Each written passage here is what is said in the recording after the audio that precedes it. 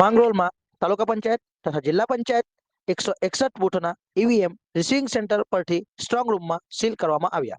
તાલુકા પંચાયત જિલ્લા પંચાયત ચૂંટણી અંગેનું મતદાન પૂર્ણ થતા મોટામિયા માંગરોળ ખાતે કેઆઈ મદ્રેસા ટ્રસ્ટના કમ્પાઉન્ડ ખાતેથી માંગરોળ તાલુકામાં 5 જિલ્લા પંચાયત સીટ તથા 24 તાલુકા પંચાયત સીટ માટે 161 બૂથના ઈવીએમ મશીનો રિસીવિંગ સેન્ટર ઉપર રિસીવ કરી સ્ટ્રોંગ રૂમમાં મૂકવામાં આવતા જિલ્લા પંચાયત તેમજ તાલુકા પંચાયતના ઉમેદવારોનું ભાવિ ઈવીએમ મશીનમાં સીલ થયેલ છે.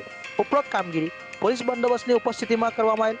જિલ્લા ચૂંટણી અધિકારી શ્રી એચડી કાછડ સાહેબ, ડોક્ટર એચવી ચાવડા સાહેબ, એસસી ગળિયા સાહેબ, હરપાલસિંહ ભારત, રાગીણીબેન ગામિત, પ્રીતમભાઈ પરમાર, પંકજભાઈ ચૌધરી તેમજ રિસીવિંગ સ્ટાફ ઉપસ્થિત રહ્યા હતા. મોહનસિંહ ખેર, અશ્વિનસિંહ વાસિયાએ એનાઉન્સર તરીકેની સેવા બજાવી હતી. મતદાનની પ્રક્રિયા પૂર્ણ થતા ચૂંટણી અધિકારીશ્રીઓએ સમગ્ર વહીવટી સ્ટાફનો આભાર માનેલ હતો.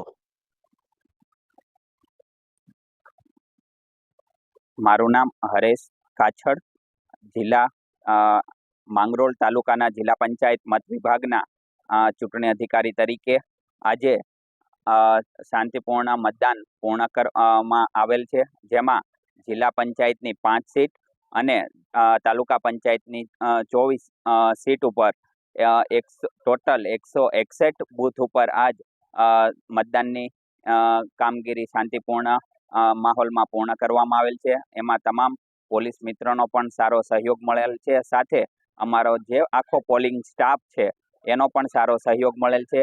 આ બધા જ બૂથો પરથી આજે 161 બૂથ તરફથી અમને બધા જ પોલિંગ સ્ટાફ મિત્રો તરફથી બધા જ ઈવીએમ મશીન આજે અમારે રિસીવ સેન્ટર આઈકે મદ્રેસા સેન્ટર પર અમને રિસીવ મળી ગયેલ છે, જેને અમે સીલ કરીને અમે સ્ટ્રોંગ રૂમમાં મૂકી દીધેલા છે.